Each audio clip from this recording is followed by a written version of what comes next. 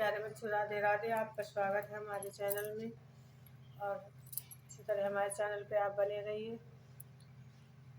Channel को subscribe कीजिए और देखिए, काफ़ी दिन से हमने आपको पढ़ाई के विषय में कुछ भी नहीं बता पाए क्योंकि तबीयत सही नहीं थी, लेकिन आज कुछ आराम से लग रहा है इसलिए आपको बता रहे हैं। आज हम हाई स्कूल के बच्चों के लिए फिजिक्स के क्वेश्चन बताएंगे क्योंकि अब दोबारा पेपर हो रहे हैं 9th वाले बच्चों के लिए। सॉरी, कहने में थोड़ा डिस्टर्ब हो गया है 9th वाले बच्चों के लिए, और आगे 1 महीने बाद फिर 9th के बच्चे हाई स्कूल में भी आ जाएंगे, उनके लिए भी बहुत ज़रूरी है। तो इंटर वालों के लिए, फर्स्ट ईयर वालों के सभी के लिए क्वेश्चन है और ये आता भी है। और आज की समस्या से बच्चे जूझ भी रहे हैं कि निकट दृष्टि, आज हम आपको निकट दृष्टि दोष और दूर दृष्टि दोष के विषय में बताएंगे। पहले तो देखो, मैं सिंपल रूप से आपको बताऊंगी कि निकट दृष्टि दोष और दूर दृष्टि दोष क्या होता है। जैसे जो बच्चे पढ़ने वाले हैं वो तो मतलब अच्छी तरह से पढ़ लेते हैं, लेकिन कुछ बच्चे ऐसे होते हैं जिनका दिमाग इतनी जल्दी कैच नहीं कर पाता है। ठीक है, तो अगर किसी चीज़ को कोई बार बार रिपीट करे तो वो हो जाता है। जैसे हमारे आप शब्दों को 2-3 बार वीडियो देखेंगे तो निश्चित है कि आपको ये क्वेश्चन बनने लगेगा। तो थोड़ा सा मेरे से समझ लीजिए कि निकट दृष्टि दोष किसे कहते हैं या दूर दृष्टि दोष।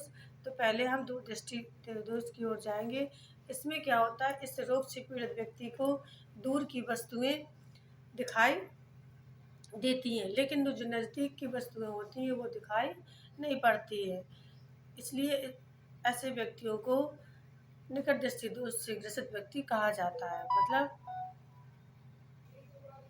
थोड़ा कहने में डिस्टर्ब हो गया कि दूर दृष्टि दोष में जिन व्यक्तियों को दूर दृष्टि दोष की समस्या होती है उन्हें दूर की वस्तुएं तो दिखाई देती है लेकिन नज़दीक की वस्तुएं दिखाई नहीं देती हैं।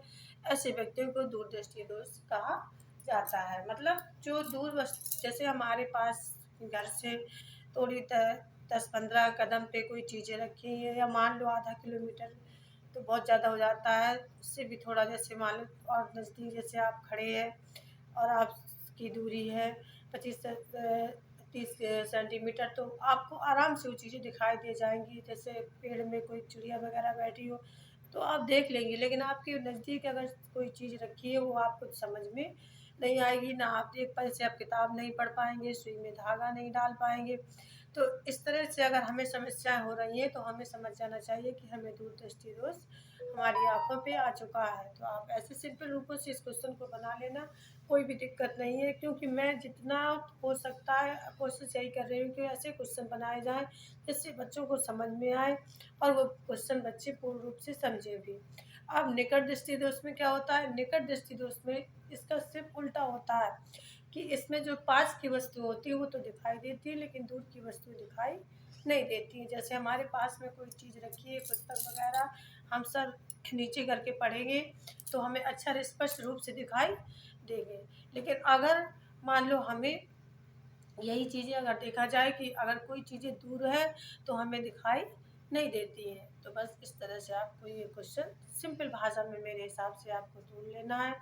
अब यहाँ से आएगा कि इसमें क्या हमें करना चाहिए। निवारण के लिए भी जब रोग होता है तो उसको निवारण भी करना पड़ता है। तो दूरदृष्टि दोष का निवारण कैसे करेंगे और उसका निवारण निकट दृष्टि दोष का निवारण कैसे करेंगे। तो दूर इनका रोग हो जाता है तो इनको निवारण भी करना पड़ता है। तो हम सबसे पहले दूर दृष्टि दोष का निवारण करेंगे। तो इनके लिए तो कुछ नहीं है, सिर्फ चश्मे बनवाए जाते हैं और लेंस डलवाया जाता है। तो दूर दृष्टि दोष वाले व्यक्तियों को उत्तल लेंस के चश्मे बनवाए जाते हैं, लेंस डलवाया जाता है जिससे उन्हें दूर की वस्तुएं दिखाई देने लगती हैं। आप सिंपल रूप में बिल्कुल तोड़ लेना।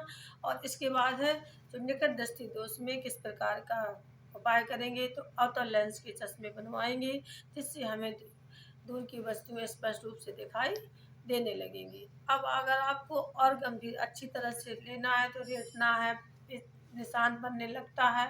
आपको अभी इतना ज़्यादा नहीं है, ठीक है। मैं तो अभी आपको ऐसे पढ़ाऊंगी जैसे छोटे बच्चों को पढ़ाते हैं, जब धीरे धीरे करके देखो हाई स्कूल की पेपर हो चुकी है, ठीक है।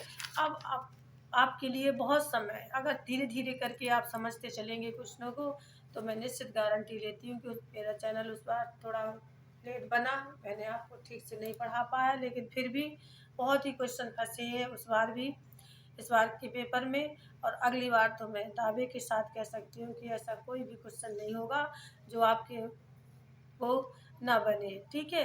तो चाहे वो फिजिक्स का हो, चाहे वो केमिस्ट्री का हो, चाहे वो बायो का क्वेश्चन हो, लेकिन सारे क्वेश्चन आपको बनेंगे। इसी तरह से हमने आपको बताया, थोड़ा सा दिमाग लगा लेना कि निकट दृष्टि दोष किसे कहते हैं, दूर दृष्टि दोष। निकट दृष्टि दोष में निकट की वस्तु दिखाई देती है, दूर की नहीं देती है। दूर दृष्टि दोष में दूर की दिखाई देती है, निकट की दिखाई नहीं देती है। इस तरह से आपको ये क्वेश्चन बनाना है। इसके उपाय क्या है? उत्तर लेंस दूरदृष्टि में प्रयोग करते हैं, अवतल लेंस निकट दृष्टि में प्रयोग करते हैं, ठीक है। और ऐसे ही एक क्वेश्चन और आपका आता है, इसी से संबंधित नहीं है, अब वो बायोलॉजी से संबंधित क्वेश्चन हो गया कि वर्णआंधता किसे कहते हैं। वर्णआंधता किसे कहते हैं, आंखों से ही संबंधित मैं आज दोनों ही क्वेश्चन बताऊंगी कि वर्णआंधता। देखो फिजिक्स में भी ये क्वेश्चन आता है और बायो में भी आता है। तो वर्णआंधता क्या है? वर्णआंधता का मतलब होता है व्यक्ति रंगों की पहचान नहीं कर सकता है। जब हमारे शरीर में या हमारी आंखों में ये रोग हो जाता है, वर्णआंधता नामक रोग, तो हम रंगों, दिखाई तो हमें सब कुछ देता है, लेकिन हम रंगों की पहचान नहीं कर पाते हैं। जैसे हम रंग ऐसे नहीं देख पाते कि ये लाल है कि पीला है, नीला है, इन रंगों का हम भेद नहीं कर पाते। हमें सिर्फ वाइट कलर की चीज़ें ही दिखाई देती हैं। इसलिए वर्णआंधता वाले व्यक्तियों को आप, जैसे एक क्वेश्चन इसी में टूट के आ जाता है कि क्या रेलवे में वर्णआंधता के व्यक्ति को भर्ती किया जा सकता है, तो आप इसमें आप तुरंत कह देंगे नहीं। क्यों?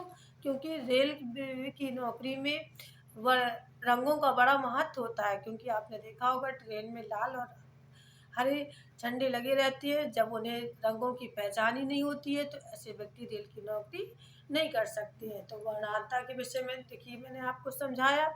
और दूरदृष्टि और निकट दृष्टि दोनों ही रोग मैंने आंखों से संबंधित आपको बताए। और इसी में एक और होता है रतौंधी रोग। कौन सा होता है? रतौंधी रोग। तो रतौंधी रोग भी हमारे आंखों में ही होता है। इसमें क्या होता है, जब तक सूर्य रहता है तब तक तो हमें कुछ ना कुछ दिखाई देता है, लेकिन जैसे ही सूर्य का प्रकाश बंद हो जाता है तो हमारे आंखों की रोशनी भी धीरे धीरे कम हो जाती है और हमें दिखाई नहीं देता। मतलब व्यक्ति को दिन में तो दिखाई देता है, लेकिन रात में दिखाई नहीं देता। इसे रतौंधी नामक रोग कहते हैं। इस तरह से आप इन रोगों को, आंखों के रोगों को देख लेना कि हमारे आंखों में मोतियाबिंद में क्या होता है।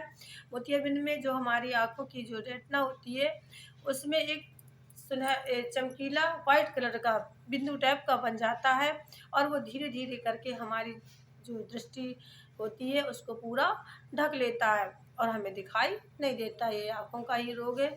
ऐसे 4-6 रोग आपको आंखों के विषय में मैंने बताया। अगर आपको अच्छे लगे हो तो वीडियो को शेयर करना, लाइक करना और ज़्यादा से ज़्यादा वीडियो को देखना। हमारे चैनल को आगे बढ़ाइए, ठीक है। हमें देखो आपसे बहुत कुछ मिला और आपने इतना सपोर्ट हमें दिया कि हम थोड़ा आगे बढ़ सके। आप बीच में हमें डाउन मत कीजिए, आगे बढ़ाइए, लाइक कीजिए, सब्सक्राइब कीजिए। और बच्चों, राधे राधे।